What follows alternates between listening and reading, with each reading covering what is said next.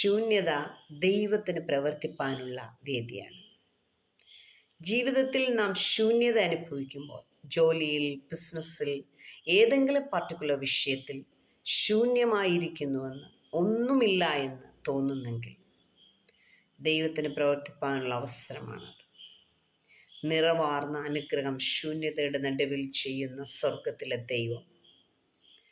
ആദിയിൽ ദൈവം ആകാശവും ഭൂമിയും സൃഷ്ടിച്ചു. ഭൂമി പാഴായും ശൂന്യമായും ഇരുന്നു.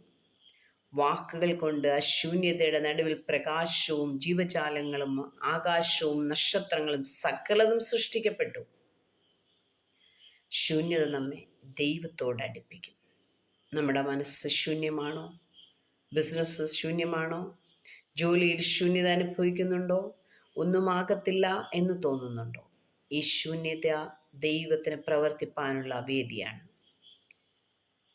5 അപ്പവും 2 മീനും കർത്താവിൻ്റെ അടുക്കലേക്ക് കൊടുക്കുമ്പോൾ ഒന്നുമാകില്ല എന്ന് വിചാരിച്ചു കൊടുത്തതിനെ ദൈവം അനുഗ്രഹിച്ച് വലുതാക്കിയതുപോലെ കർത്താവിന് ശൂന്യതയിൽ നിറവേകുവാൻ കഴിയും. ആമേൻ.